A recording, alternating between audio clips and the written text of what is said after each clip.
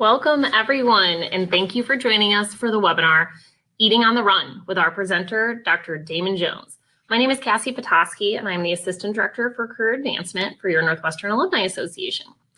We'll begin shortly, and we're so excited that Dr. Day could join us for this great topic. But first, there's a few housekeeping items I'd like to share with you. On the right-hand side of your screen, you'll see there are a few different tabs there. Feel free to send in your questions through the Q&A tab or chat those questions in the chat box, and we will take those at the end. We're saving plenty of time to answer any questions you have, so please send those in now and throughout the presentation. Should you experience any technical issues during the presentation, you can email our Big Marker support team at support@bigmarker.com. I will send that out in the chat box, email address in the chat box later once we get started. And welcome, Dr. Day. Hi. Lastly, a link to access the recording of the webinar will be sent to all registrants later today. And lastly, let's move on to why we're all here. Dr. Damon Jones, known as Dr. Day, is a local, national, and international expert on lifestyle medicine and the prevention of chronic diseases. She focuses on educating and empowering her audiences and patients on how to reverse and prevent chronic diseases. Her goal is to share with people how to create a holistic health by using a combination of safe and effective conventional and natural methods. I'm going to hand it over, and thank you so much for being here, Dr. Day. Thank you. Okay, so just want to make sure that I have control here. Welcome, everyone.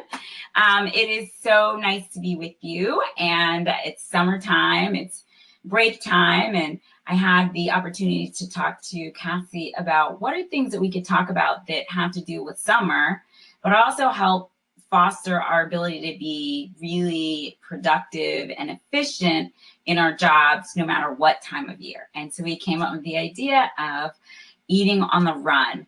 And we did that because a lot of people are taking summer vacations and summer breaks, and they're doing it with their family. So they're kind of eating on the run through the vacation mode. And this information can also be useful to you as you are working in your job or traveling with your job. What kinds of choices can you make to help you have more energy, feel good about yourself when you're working and on the run at the same time? So jump in. So that's me. So one of the things that I always do, no matter what the topic is, I always ask everyone to just take a moment to get centered so that you can be right here, right now. So what I'd like you to do is, even though you're at your desk, you can uncross your legs. I'm uncrossing mine.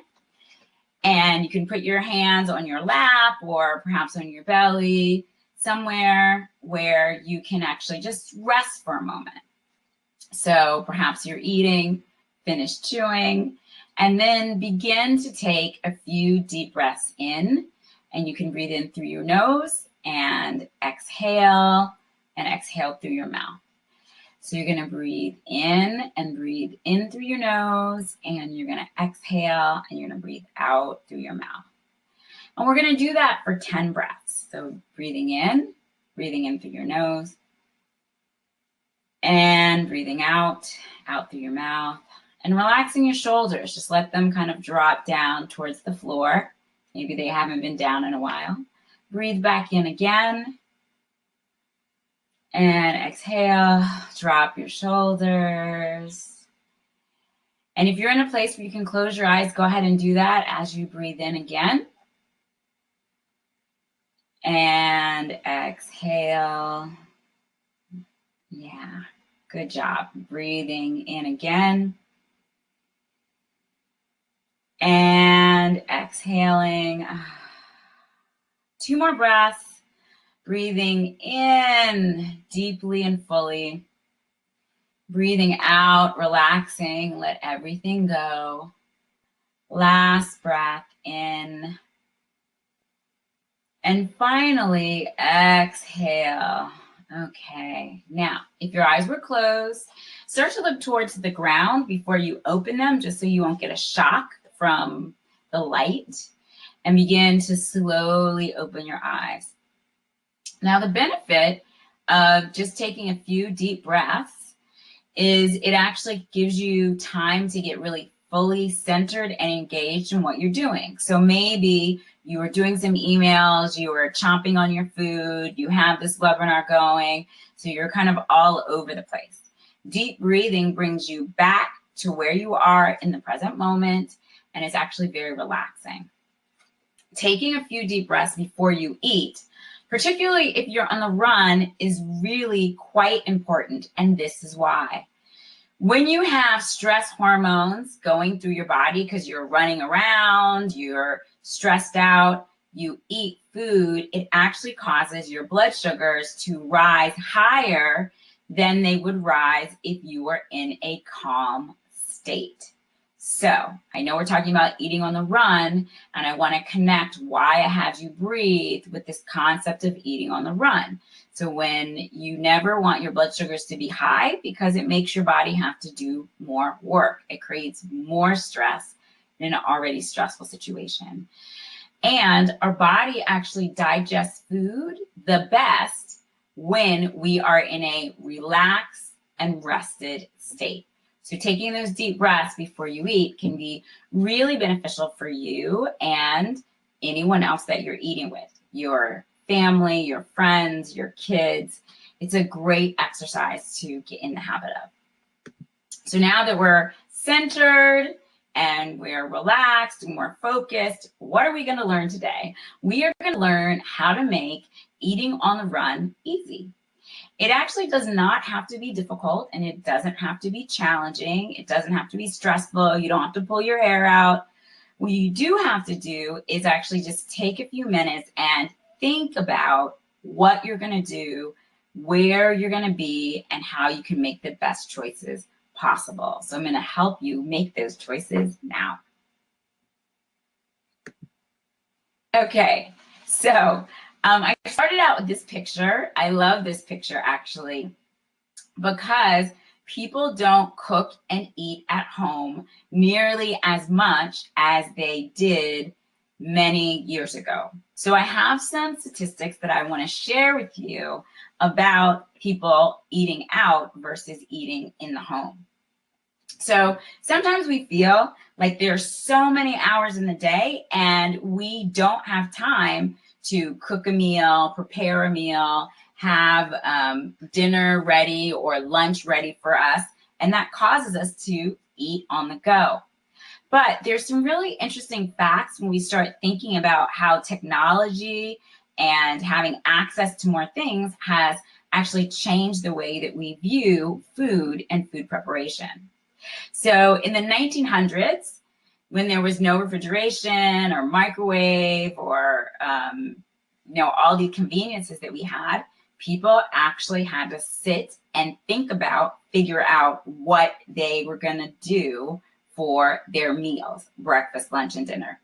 So according to this wonderful book called Family Life in the 20th Century by Marilyn Coleman, Lawrence Gagnon, and Kelly Wozniak, people in the 1900s, and when I say people, I mean women in the 1900s, spent on average 44 hours a week cooking and cleaning up after a meal. 44 hours a week. So clearly that was a part-time. That was not a part-time job. That was a full-time job in addition to all the other things that we were doing. And by 1920, that had decreased to 30 hours. And by 1951, which is when the first frozen pot pie came into existence, and I used to love pot pies as a child, by the way, it had decreased again to about 20 hours in the 1950s. By 1975, it had dropped to 10 hours. So less preparation at home, less meals at home. So what are we doing? We're increasing the time that we're eating out and how often we're eating out.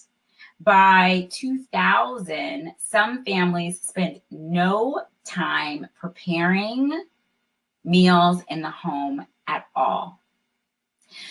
So you can see that this topic of eating on the run is a very good topic because so many people, whether they're in corporate America or they're running their own businesses, or maybe they could even be like a stay-at-home mom, college kids.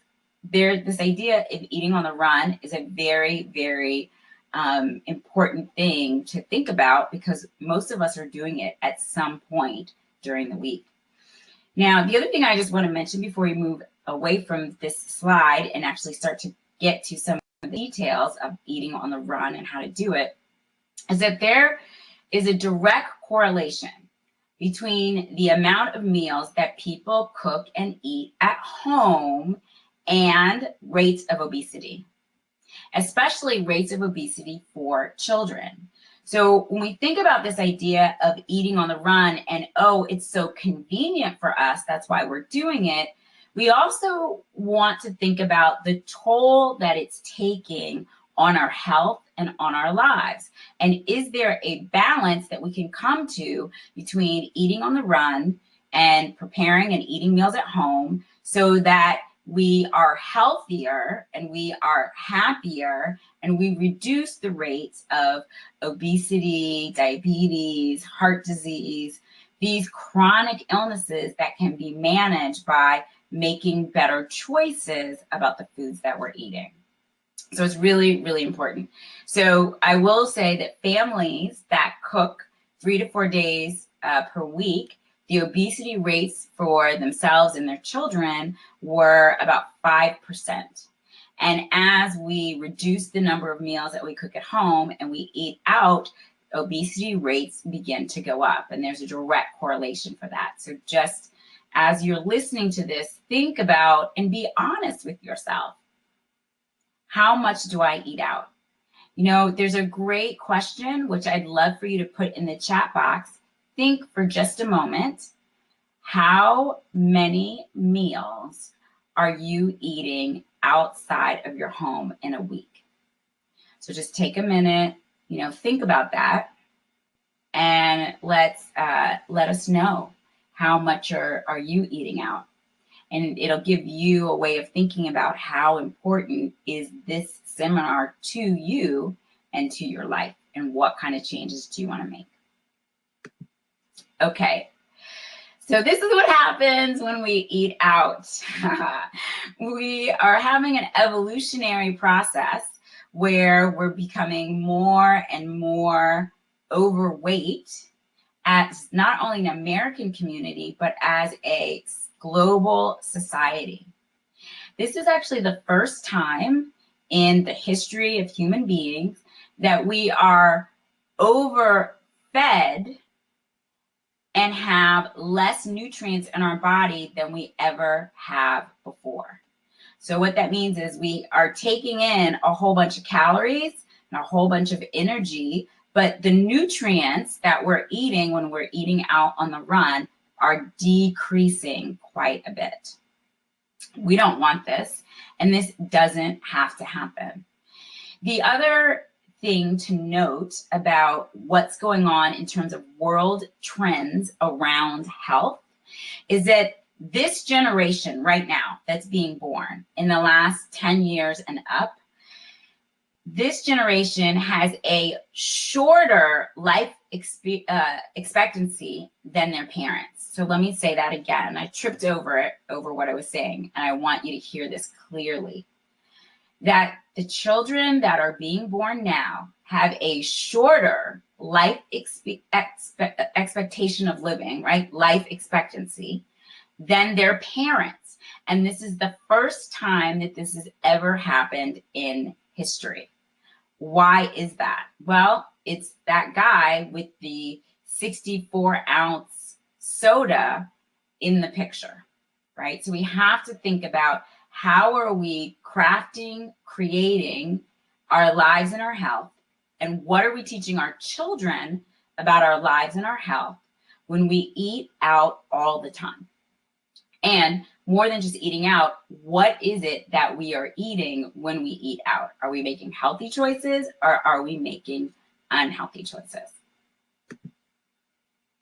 So the best choices that we can make, whether we're eating at home or eating out, is to eat whole food. So that doesn't mean you have to eat at Whole Foods, but it does mean that you need to eat whole foods. And what are whole foods? Well, we're going to talk about that. And then we're going to talk about how we can choose whole foods when we're making decisions about eating on the run, whether it's grabbing something at lunchtime or we're going on vacation for an extended period of time. So what are whole foods? These are three things I think about when I think about whole foods. The first is foods in their natural state. So the example that I give is that my family grew up, my dad's family actually grew up on a farm. So all my great uncles, great aunts, most of my first, second, third cousins grew up, and they grew up on a farm. And so we had the chance to see things growing on the trees. And that is foods in their natural state. We also saw chickens, and we had pigs, and we had all different kinds of things on the farm. And so when we were eating those foods, we were eating them in their most natural state. So for example, an apple comes from an apple tree. And so that is a food in its natural state. Eat it, whether you're eating it raw, whether you're eating it cooked or baked or sauteed, an apple is still a whole food. I've never ever seen an Oreo tree. So an Oreo tree, not a whole food. So that's what we want to think about. And the example that I give in the slides is a chicken breast. That's the meat of the chicken. You can see the fibers of the chicken when you're eating it. A chicken nugget is all these pieces of food that have been processed together and stuck together and looks like the boot of Italy. That is not a whole food. So think about those choices. And when you're eating out, for example, you could choose chicken breasts or chicken tenders and not chicken nuggets, right? That's a way of eating food in its natural state. Eating food that's not processed. So processed foods would be white bread, like Wonder Bread, right? A more less processed food would be sprouted grain bread or whole wheat bread. And so when you go and you're going to get a sandwich from a different deli counter or maybe a gourmet shop, or even places like fast food places have different options for bread now, and make the option choice that has whole food, whole wheat, multigrain, sesame, sunflower bread. Make those choices, and those are going to be better choices for you when you're trying to eat on the run. And finally, things that are synthetic in color, have lots of additives. If you look on the back of the label and you can't figure out what it's saying, those are things that you want to stay away from, because your body has to process that, which requires energy and nutrients. And it has to use more of those when you have some substance that's not normal for the body, right? That's not a whole food for the body. So consider that as well. All right. Why does eating seem to be such a complicated process, right? It used to be so simple, and now we have to figure out through the marketing what we want to eat.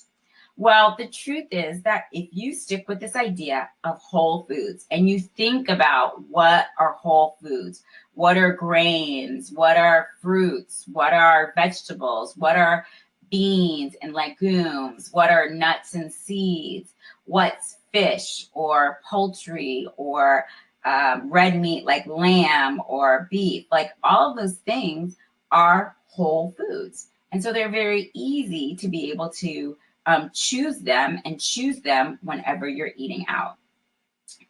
If you take those simple ideas that I just gave you and understand what whole foods are, then it becomes easier to make choices. We just have to learn to follow the rules. So let me give you an example of how to make it simple and not complicated. So we're going to go over snacks in a little while.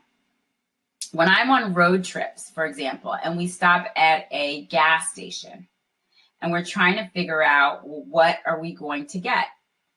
You know, the ho-hos and the Twinkies that have been, you know, at that store for the last 25 years and are still sitting on the shelf, that's not Whole Foods.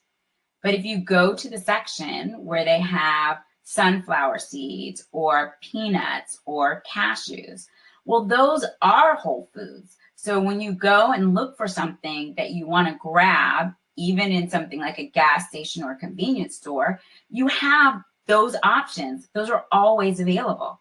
Choose that instead of choosing the Cool Ranch Doritos that, you know, stick to your hands and then stick to the wheel of the car and get all over the car. Like, that is not a whole food and it's not a good choice. Popcorn, right? It's corn, which is a whole food. It's just popped open. That is a whole food. That's another choice that you can often find at a convenience store. So for me, whenever I'm traveling, if I don't already have things packed, and we'll talk about that, those are the things that I go for, and those are the things that I look for and find, even in places that don't have like any fresh vegetables, don't have any fresh fruits or bananas or anything like that. So just start thinking about that. Those are choices that you can make. Now, if you plan for your trip, then you can actually go to stores and even places like CVS and or Rite Aid or whatever your local, you know, store is that has convenience items. You can find things in that. And then if you're going to your local grocery store or you're going to a health food store, they have wider varieties of different types of snacks that are nut-based that you can eat, that are even more like candy bars, right? But they're not candy. They're actually whole food bars that have fruit and little pieces of nuts and seeds that are all like put together that are really tasty. So those are the kinds of choices that we can choose that are not complicated. And you can always go with a piece of fruit, right? That's a very easy choice that you can find in any grocery store. Pick your favorites. Okay, so the basics of a whole food diet we've already described, right? So we're either doing proteins, carbohydrates, and fats, and we'll talk about these in a little bit more detail. So when you're looking for choices, when you're eating out, you're eating on the run, you're eating at a restaurant, you're trying to decide what you want to do. If you want to eat protein, which you should have with every meal, you can get fish, or you can get poultry or fowl, red meats, dairy, cheese, yogurt. All of these are examples of whole foods. Now, I don't recommend all of these foods for every person in every health condition, but what is important is that these are whole foods. So these are better choices than something that is not a whole food, like a chicken nugget. I would rather you eat something on this list than eat a chicken nugget, right? So when you're at a restaurant, you're trying to make a decision, choose one of these things would be a better choice. If you want to do plant-based proteins, right, then you can think about legumes, beans, nuts, and seeds. So think about these things when you go out to restaurants or you're at a salad bar, for example, places that have prepared foods. Like in our area, we have places like Whole Foods and Wegmans and Harris Teeter's are examples of stores where they have, you know, bars of all different types of salads. And that oftentimes you'll find things like almonds or sunflowers or cashews or beans that are on that salad bar. And so you have an opportunity to eat some of those things if you're choosing that as your on the run or your stopover or let me grab this and take it home options. So healthy carbohydrates.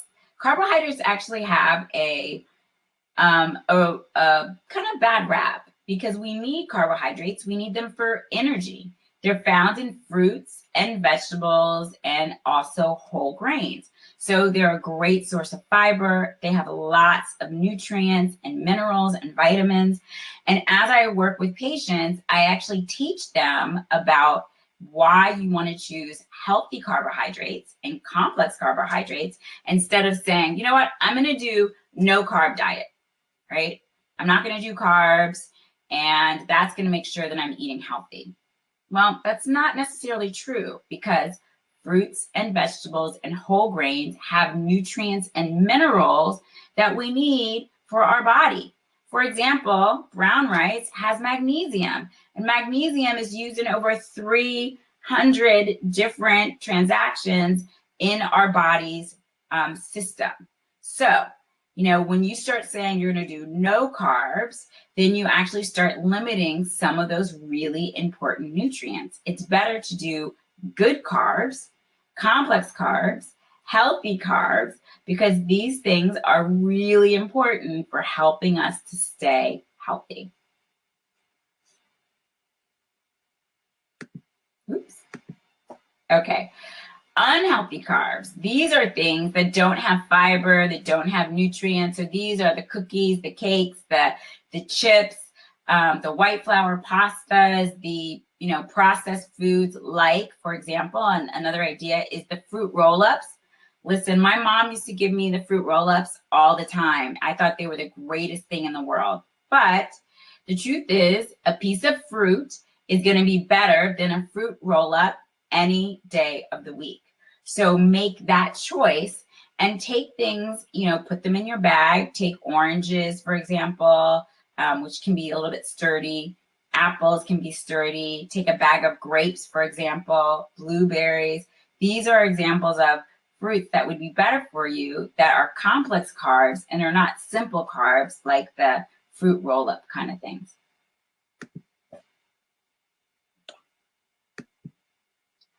And just briefly, we're going to talk about good fats. I love guacamole. I love all kinds of things with avocados. In fact, in my first and second book, I have smoothies where you can use avocado and fruit, that combination of fruit and vegetable together. That's really lovely and really healthy and very satisfying and actually pumps up your energy instead of taking your energy away.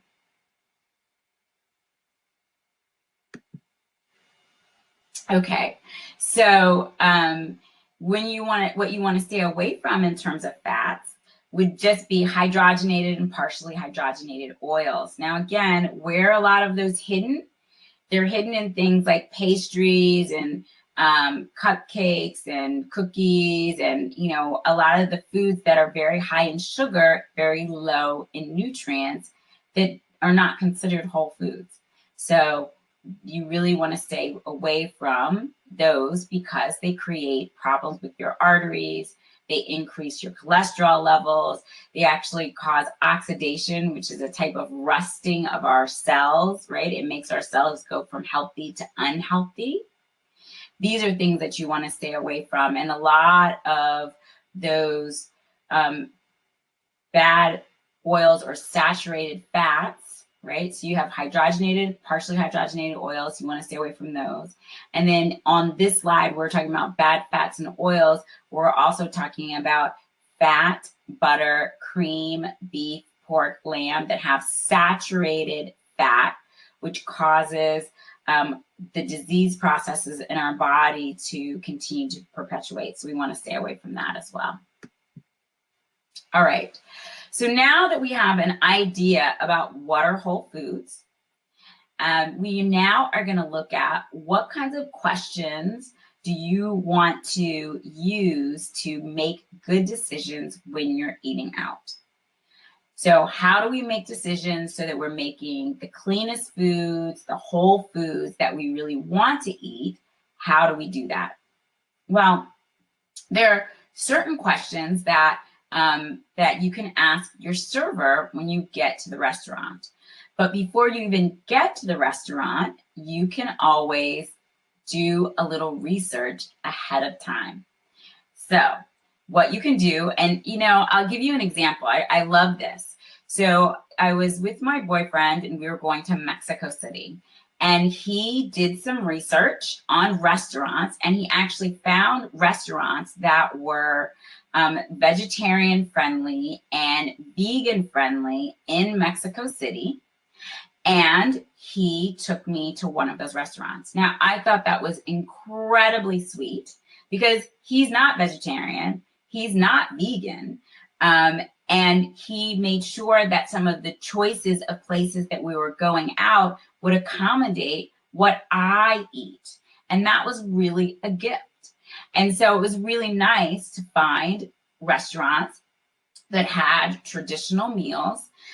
So for example, in this particular restaurant, they actually had, if you want to keep this vegetarian, I had a hibiscus enchilada because I love enchiladas. I love Mexican food. And so I had a hibiscus enchilada, which was really tasty. It was really lovely. I'd never had hibiscus in that way before. And then it said, if you want it to be vegan, please ask them not to put the cheese on top. So this restaurant actually really prided itself on having animal products, beef products. They had traditional Mexican options, and then they had a kind of new fusion of other types of options and actually taught you how to eat in that meal. So when you're eating on the run, if you're going to a city that you haven't been to before, you can it took him 10 or 15 minutes to find different choices that were in the area where we were going to be. And then we actually got to eat at some of those places, and he could order whatever he wanted and have a good meal. And I got to order what I wanted, and I had a fantastic meal.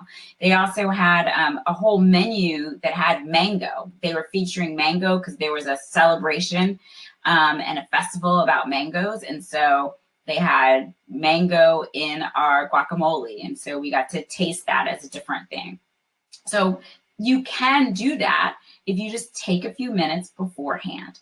If you are working in an area that you're not used to working in before, you can do the same thing. You can eat on the run, but find out before you go while you're at the airport. Send a little bit of time looking to say what's going to be in the city where I am working or living or for a few months, or where I'm going to take my family. So examples of questions you should ask when you're eating out. So that's one option. If you're staying with friends and family, then be willing to ask the question, hey, I'm doing something different right now. Can we try this restaurant, or can we try that restaurant? Or if they tell you where you're going, look it up and see if there are options that you can figure out that would work for you when you're on get to the restaurant. So that's another option. Now, if you're not sure what to do, you can ask your server. There are many times that when you sit down, you ask your server and you say, hey, I'm not doing any dairy. Can you show me what things are on the menu that I can either take the cheese off of or the yogurt off of, or that don't have dairy, and then zero in on those different options if you have a special diet, for example. So that's something that you can ask your server. And if your server doesn't know the answer, then just simply say, could you ask the kitchen? Or oftentimes they'll say, you know what, let me check in the kitchen and I'll get back to you, because they recognize that people are looking for different types of food, and that many places will accommodate that because they want you to come back again and they want you to have a good experience. So these are examples of questions that you can ask. If you don't feel comfortable asking in front of your group, then excuse yourself, say you're going to the bathroom, talk to your server and ask your server, hey, do you have some recommendations for me of how I can eat in a way that's more healthy? Oftentimes they give you that option. When you're traveling for work, then talk to your clients. If you know that you're going out to dinner or lunch with your clients, or you know that they're going to have foods carried in, then send them a message and say, these are the things that I'm looking for. Can you make sure that there's a vegetarian option, there's a vegan option? there's a turkey option, there's a fish option, whatever it is that you need. If you ask more times than you think, people will accommodate you. So I just want to make that point because that's a really good thing. Other things that you want to check or ask when you're eating out is if you're traveling with children, ask, do you have things that are available for children? And check the menu, because oftentimes the children's menu doesn't have a lot of healthy options. They might have fried options, they may have grilled cheese options, they may have potato, French fry kind of options, but they actually don't have options that are healthy for children. And one thing that I know from working with kids in my practice is that when kids know what they know what they like. And when they are introduced to new things and they like new things that they've tried at restaurants, they are more likely to actually ask you to make it at home. So if you can find things on the menu to have them try and taste, and they actually like it, then you actually will have the opportunity to actually continue this at home. Okay. So snack ideas, and I love this picture because it's so colorful and it's colors of the rainbow, and it lets you see that you can do fruit, you can do nuts. I actually really like for snacks, I'm a big smoothie person, so I will make smoothies and I will mix fruits and vegetables, mix nut butters, for example, because that's a whole food, and it actually can be filling for me, and it can actually make me feel really good and really full for about an hour or two. So it's a great snack, right? So it's not as heavy as a meal, but it is actually a good snack. Another thing that's becoming very popular that you can find really in all kinds of grocery stores are different types of dips. So hummus is becoming extremely popular.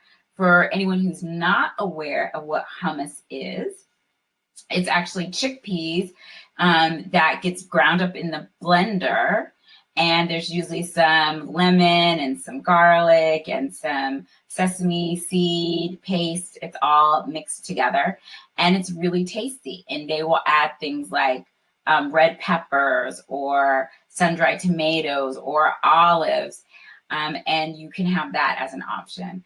I've seen black bean hummus, so not using chickpeas, but using black beans, for example. So there are lots of different, I've even seen at Trader Joe's, which is one of my favorite places to shop, they had a beet hummus where they had chickpeas and beets. So I'm saying that just to say that even if you don't like beets, there are lots of different types of dips that you can do. Black bean dips, hummus dips. That you can have with multigrain crackers, you can have with vegetables, and those are great snack ideas. One of the things I want to ask you is in the chat, what are your favorite snack ideas? Some people come up with fantastic ideas for snacks, and I would like to know some of your ideas that you think are great for snacks. I was working with I went to give a talk, and my talk was about weight, and my talk was about diabetes. And I was talking to an office of individuals, and they literally had like a blender, like a NutriBullet in the office. And that one of the guys who had been diagnosed with diabetes borderline had decided to actually start having smoothies and making them for himself and his coworkers. So instead of eating on the run, they actually stayed in the office, and they would actually blend up foods that were really healthy and good, and they would share their snacks with the other people that they were working with. Isn't that just such a great way of taking this idea of snacking, doing it with the people in your office, and having different people in the office bring snacks and share them and share healthy snacks? And so they were supporting each other. And that was such a beautiful, beautiful example of how you can take this idea of eating away from home, but it doesn't have to be eating on the run, because they are planning and thinking about what they're going to bring. They're planning it, they're buying it at the store, then they're bringing it to work, and then they're sharing it with others. So that's one way that you can actually vary your snacks so that you're not eating the same snacks every single day. And you get different options because people are sharing. Another thing, because I don't do a lot of dairy products, but a snack idea that goes over really well with my friends and family is this thing called chia pudding. And I have an example of that in my book and in some of my classes. Like, I have some free online classes, and in the free online classes, one of the ideas is chia pudding. Another idea is salad in a jar. A third idea is collard green. Take a collard green and make a wrap of it by putting all the veggies and everything you want on the inside and eating that. And you could go to my website to find the free class that would be available to you. But the chia pudding, since I don't do dairy, is coconut milk. So it's coconut milk and it's chia seeds, which are actually very, very healthy. And it actually has vanilla in it, a little bit of maple syrup, and then I usually put fruit on the top. And that is a very popular snack. And again, when I was in Mexico City, a different place, they had chia pudding as one of their snack options at the coffee house that we found. So as you start looking around, you'll see that cities have different options of what you can do in terms of eating well and healthy.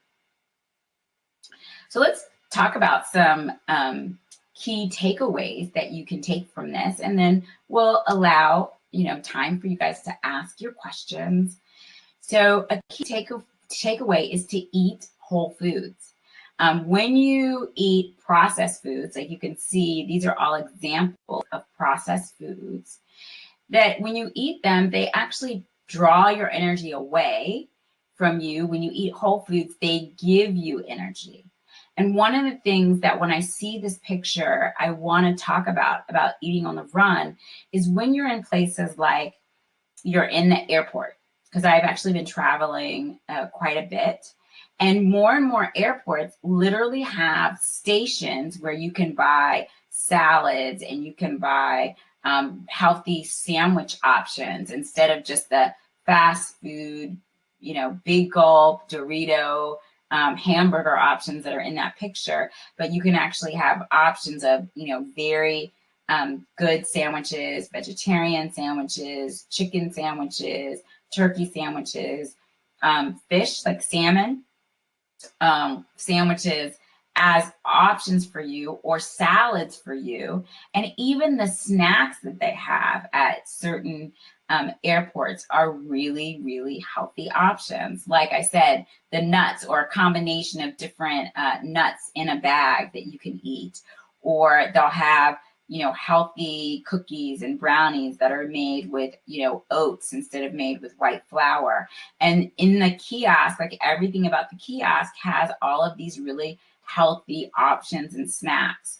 Or even if you want to get chocolate, it's like 70% dark chocolate instead of, milk chocolate that you used to see. So when you are out and you're out at the train stations, like Union Station, for example, is the train station here in DC, or you're at the airports, in the terminals, they usually have more options that are healthy foods than they ever have in the past. So don't think that that's not an option. The other thing to remember when you're traveling is that you can actually bring food with you. Now, you can't bring drinks with you, but you can actually pack a lunch and it can go through the security line just like your computer or laptop. So when you're traveling with children or kids, a good takeaway is that if you plan your meals and you plan your snacks and you plan them ahead of time, you can actually take them with you when you're hanging out in the airport or you have a layover from one place to another. And it helps prevent the kids from, just grabbing unhealthy foods because you've already packed foods.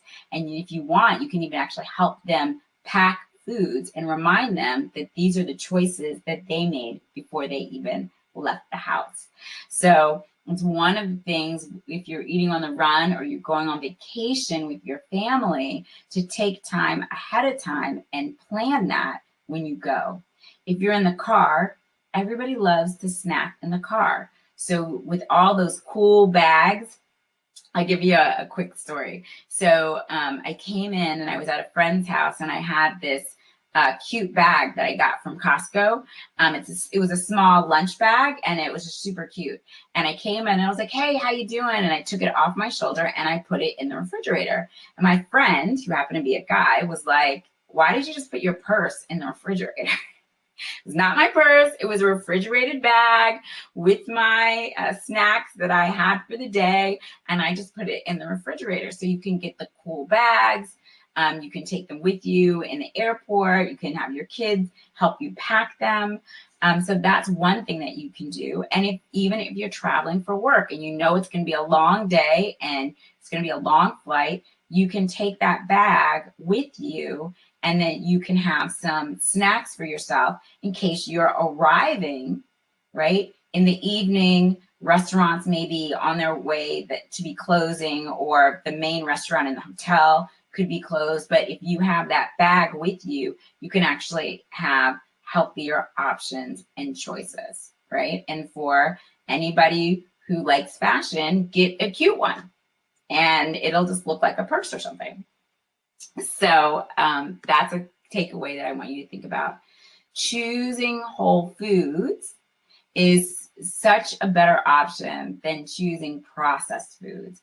And everybody that comes into my program that does a detox, like I have detox programs that I do with patients all the time, and they do the program and they're amazed that just eating healthy for 7 days or 14 days, that they have more energy, that they're can be more enthusiastic, they're able to last longer and have more endurance during the day. They don't have the same level of cravings that they've had before.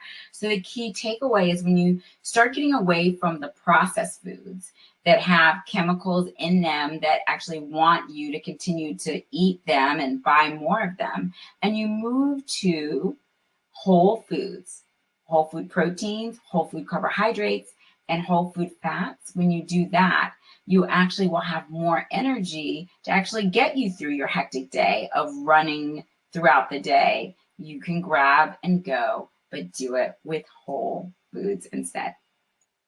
Now, we're coming to the end.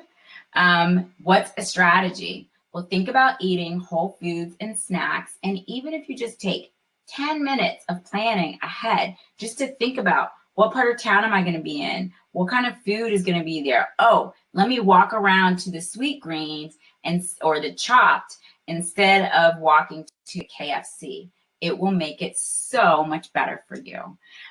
Think about packing your lunch and snacks, right?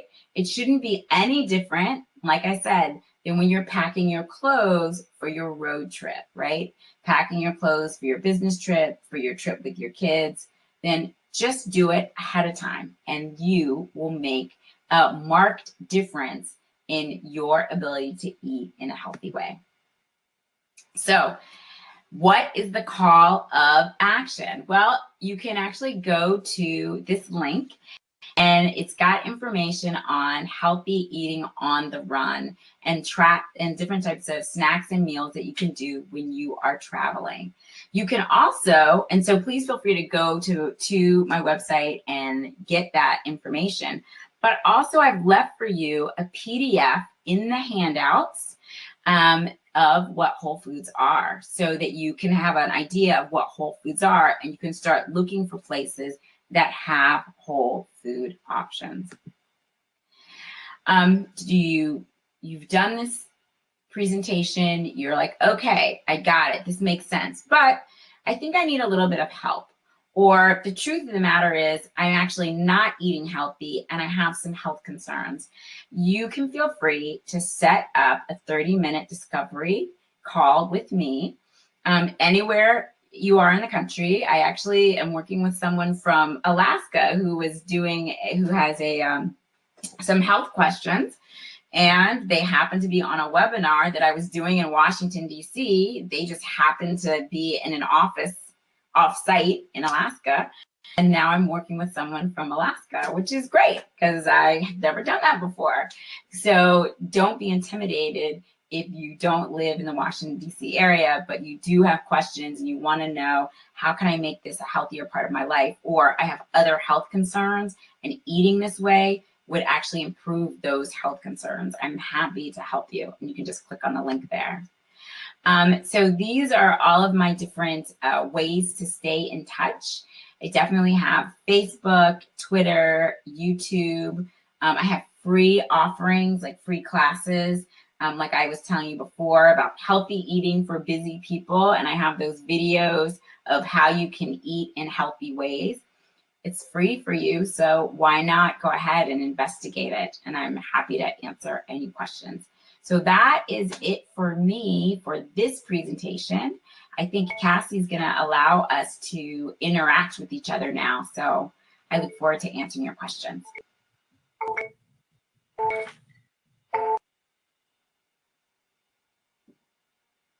Cassie, I think she's gonna come on in just a minute. If you have questions while we're waiting for her to come on, you can just put them in the chat box. Great.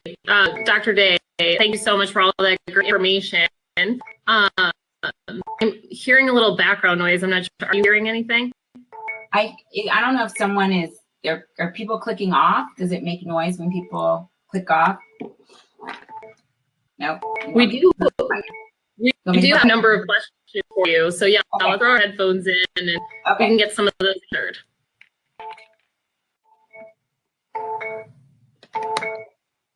Is that better? Is that better? That's better. Okay. Yeah. Good. Okay. Great. Well, Dr. Day, I think we have a number of questions that we'd love to tackle with you. Sure. Our first question is about counting calories. Okay. You know, you hear a lot of people saying, you know, really all that matters is how many calories you take in versus, you know, cutting calories to be healthy. Right. Do you have a take on that? Versus, so you know, what I do, food? Yeah, this is a great question because it's one that comes up a lot when I'm working with my patients. So one of the things that I do with patients is I actually do a nutritional evaluation where we draw blood and we look at 33 different markers of things that we need in our body. And so far, I haven't had anyone who's been completely well, started out that way. So calories really just mean that you have a level of the amount of energy that you get from that food. That's really all calories mean. And when people only look at calories, what they're not thinking about is that you need to have magnesium and calcium and phosphatidylserine and manganese and all of these, zinc, copper. These are all things that are fundamental so that our body actually can go through all of the different chemical reactions it needs. So I am not a proponent of let's only look at calories. I definitely look at portion sizes and I talk to people about that. And as people get to eat appropriate portion sizes, and I have a 6-week program that talks about the portion sizes of every type of food and is in one of the modules. When you start doing that, calories, you know, start to shrink in that way. But it's much more important for us to have nutrients because underlying nutrient deficiencies cause problems in our bodies. Like when we get cramps, we don't have enough magnesium. Women having cramps during their period or getting cramps in there when you're running or you're exercising, that is a deficiency in the nutrients. And so you have to make sure that you have the right nutrients. And so definitely when people come in, I do testing to see what the problem is. And then we talk about portion sizes, which also calories, but calorie is not the most important thing. It really isn't. And anyone who's telling you that isn't giving you the full and holistic picture that you need for your personal health. Mm-hmm. Yeah, no, that's really great advice. And, really appreciate your expert opinion on that. And another question that we have coming in is about caffeine. Okay. This person drinks a lot of caffeine when they're traveling. Yes. Is this a good habit? Do you have something to replace the caffeine with and still get that energy? Do you have any thoughts on that? Yeah, so there are a couple things. So when people start relying on caffeine, there is a bigger underlying issue, which means that their body doesn't have enough energy and vitality to get through the trip or the stress of the trip. And it doesn't mean it's a stressful trip, but when you travel, it causes stress on the body, and the body releases hormones to be able to address that. When you're going through different time zones, that's a stress on the body. So by no means am I interjecting into the question that this person is stressed when they're traveling, but there's just stressful events when you travel that are not there when you're not traveling. And that added stress is pulling, again, the nutrients out of their body. And so they're using caffeine to keep their energy level up. So the underlying issue is that you have to look at your lifestyle, what you're eating, how much you're sleeping, how you manage your stress, and eating habits, and how much you move, exercise. Those 4 things can do a lot towards giving you energy. So you have to look at those things. So if that person wants to reach out to me and do a 30-minute discovery call, I can kind of break those things down, and we can try to see if maybe some of those areas you're not optimizing them. And as a result, the toll it takes when you travel, you're kind of compensating with caffeine. And the problem with that is when there's going to become a point in time where your body is not going to be able to compensate anymore. And for some of us, we go so hard in our 30s and 40s and 50s, and then we conk out in our 60s. Sometimes it happens before that. So we really have to kind of take stock, not even for people that are just traveling, but anyone who's using caffeine to get them through the day. It usually means that you're not getting enough nutrients. And it's not just throw in a 1-a-day multivitamin and I'm going to be better, but it's what are the nutrients that are depleted in my body, and how do I get those nutrients back? And there are ways to do it. There are tests and other things that will give us information very quickly and give us a specific plan of action of how to move forward. Mm-hmm. Awesome. Yeah. And I think we have time for maybe one more question. Okay. We have someone writing in who's asking what you would recommend for those with histories of eating disorders who are trying to get back into cooking more, talking about specific foods, or talking about what specific foods to eat can be triggering, but I know that I'm not getting enough of a balanced nutritional diet. So two things. One of the things I'm going to say about the previous question is things like vitamin C in packets of that you can take during the day can be really helpful and useful. And then for anyone who feels triggered because they have a history of foods, and sometimes it's eating disorders, and people can put not eating enough or eating too much, all of that in context. Make sure that you're working with someone to help you disassociate, right? So our brains have certain pathways that they think that trigger us down a particular path.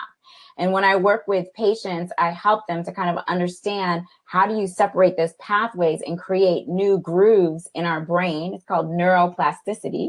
How to create neuroplasticity in our brain so that we can have these new grooves in our brain, and that we're not focusing on what used to trigger us or cause us some type of trauma, but how can we make it a loving, nourishing experience, because that's what food is supposed to be. Mm-hmm. Yeah. Thank you for answering that. And I, this has been so great. And thank you so much, Dr. Day, for all this great information. Do you have anything else you'd like to share before we end for the day? Just if anybody has any questions, I have over 600 articles on my website, which is Healthy Days, like Dr. Day. It's Healthy Days. daes.com. Please feel free to go to that. I have 200 videos on YouTube. So I have a lot of free information. And if you know that you need help, please feel free to reach out and just do a 30-minute free discovery call to see how you can get the help that you need. I'd be happy to give you some ideas and directions to move forward. Great. Yeah, thank you again, Dr. Day. And thank you to everyone for joining us for today's presentation. You can find all of the archived and upcoming webinars on our website at alumni.northwestern.edu/career webinars. Have a great rest of your day and go Cats. Thank you. Go.